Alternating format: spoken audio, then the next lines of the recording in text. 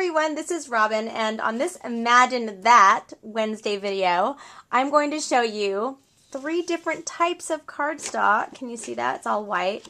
That I'm going to use in my Imagine. I have Stampin' Up! Whisper White cardstock here. I have Papertrey Ink cardstock, and this is thicker. It's like, I think, 110 weight. And I have the Bazzill cardstock 12 by 12 that I did get in a pack of 100 from hsn.com for like 20 bucks. I got 2 packs. I might even order more because it's actually, somebody said it might be thin, and it's not thin. It's even thicker than my Stampin' Up! Cardstock. So it's a good weight, and I really like it. I think I'm going to enjoy it. And the price just can't be beat. So don't everybody all run out at once and buy it all because I need to order more first.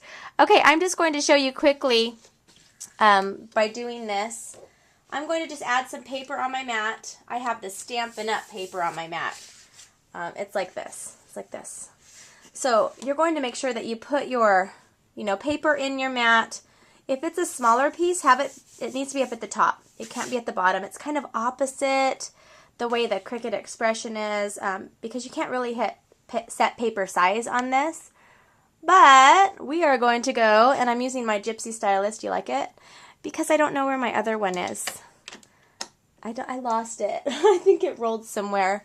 I need to put a big chain on it, like when you go to the bank and there's a big chain on your pen. I need to do that. Okay, so I am going to go, let's see which one I want to do. Ooh, that one's pretty. Spread your wings.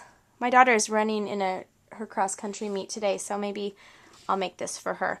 Okay, now I need to look at the size that I'm using. I'm going to go ahead and select this one. It's thinking about it. Thinking. Okay, so I have it, and I can either layer it or combine it. I'm going to keep these all combined just while I'm showing you, and I'm going to keep the colors the same. I'll just keep it all the same. And this says 4 inches. I wonder if I should make it a little bit bigger. 1, 2, 3, 4. It doesn't matter. I'm just showing you how it's cutting, right? Okay, let's go ahead and go next. We're going to print this, and I want to show you something because on my screen here it has my image over here to the left, but I already have my paper on my mat like this. I'm using 8.5 by 11. So I am going to make it so it is, actually, you know what? I think I just need to have it over, let me see, I think I'm doing it a little bit backwards. You do need to have it on the top right corner. See, I'm learning with you. Isn't that the best way? Isn't that the best way teachers teach, is they learn at the same time? So I'm a really good teacher, right? Because I learn it as I go.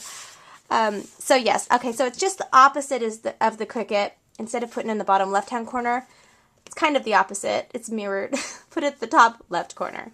So I'm going to make this 8.5 by 11. So I can just go ahead and make this 8.5 by 11, or I can just, doesn't really matter. I'll just do 8.5, and this is 11. So this knows that my paper is 8.5 by 11 inches right there. And this is my Stampin' Up! Paper.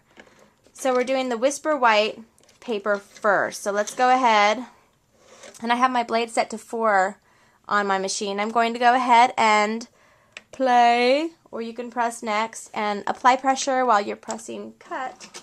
And there it goes. It's going to suck this in and print it. So then let's compare. Let's do Papertrey Ink, and I will show you the Bazzill, all 3 side by side. Okay, I have all 3 of my cuts made with the different cardstock, and this one is the Stampin' Up! They all came out great. They all cut great. Even the Papertrey Ink cut great. I know people were concerned with it being thick, but you can still cut with your blade on 6 and your pressure on max. That's no problem. So it's cutting the same as your Cricut normally would, except for, regular chipboard with the deep blade housing is not going to work.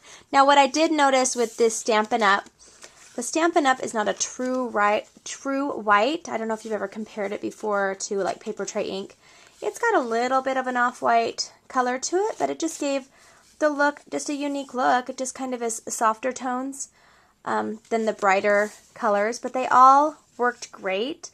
The only thing I haven't tried yet is textured white paper, and I will try that next.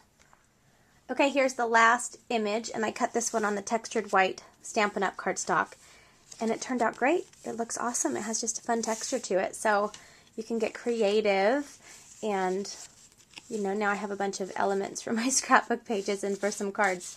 I hope this was helpful. Have a fabulous day.